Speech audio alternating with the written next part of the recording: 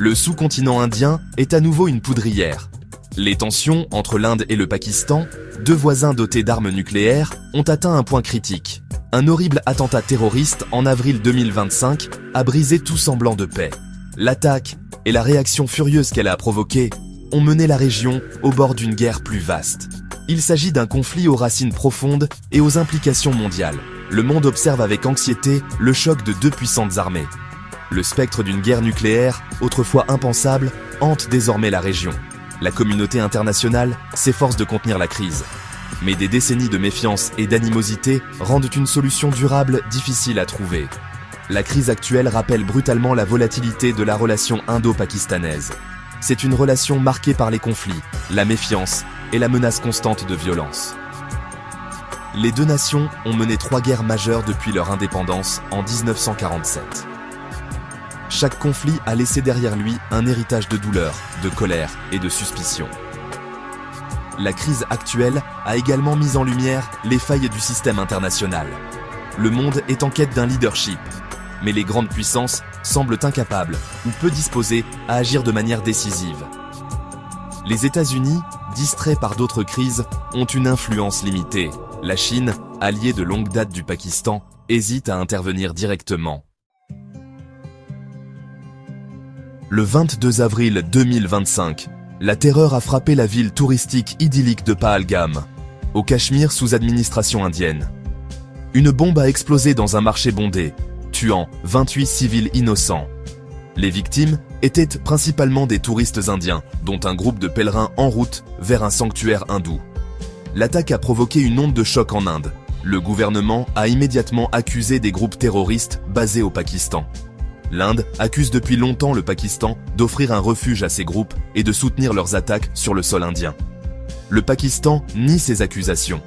L'attaque de Pahalgam était particulièrement sensible car elle visait des civils. Elle a également été perçue comme une tentative de saper les affirmations de l'Inde concernant la normalité au Cachemire. L'Inde tente de projeter une image de paix et de stabilité dans la région, qui est déchirée par la violence depuis des décennies. L'attaque a suscité l'indignation dans toute l'Inde. Des appels à la vengeance ont été lancés. Le gouvernement a subi d'intenses pressions pour réagir avec force. Le Premier ministre, Narendra Modi, connu pour sa position ferme sur la sécurité nationale, a juré de punir les coupables. La réponse de l'Inde à l'attaque de Pahalgam a été rapide et sévère. Le 7 mai, l'armée indienne a lancé l'opération Sindoor, une série de frappes aériennes visant des camps terroristes présumés à l'intérieur du Cachemire sous administration pakistanaise. L'Inde a affirmé que les frappes étaient préventives et visaient à empêcher de nouvelles attaques. Le Pakistan a nié la présence de camps terroristes sur son sol. Il a condamné les frappes indiennes comme un acte d'agression. En représailles, le Pakistan a lancé ses propres opérations aériennes, baptisées Opération Bunyan al-Marsus. Des avions de chasse pakistanais ont frappé des cibles au Cachemire, sous administration indienne, notamment des installations militaires. L'échange de frappes aériennes a marqué une escalade significative du conflit. C'était la première fois depuis la guerre de Kargil de 1999 que les deux pays effectuaient des frappes aériennes l'un contre l'autre. Les affrontements ont fait craindre une guerre plus large entre les deux voisins dotés de l'arme nucléaire. L'escalade militaire s'est accompagnée d'une guerre des mots. Les deux parties se sont accusées mutuellement de terrorisme et de bellicisme. La rhétorique a exacerbé les tensions et rendu plus difficile la recherche d'une solution diplomatique. Section 4. Alarme mondiale et conséquences humanitaires. L'escalade du conflit entre l'Inde et le Pakistan a sonné l'alarme dans le monde entier.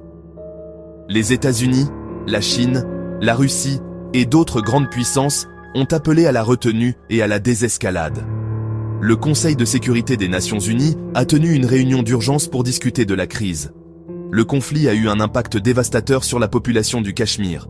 Des milliers de civils ont été contraints de fuir leur foyer pour échapper au combat. Des hôpitaux et des écoles ont été endommagés par les tirs croisés. L'économie déjà fragile de la région a été encore plus paralysée. Le conflit a également eu des répercussions au-delà du sous-continent.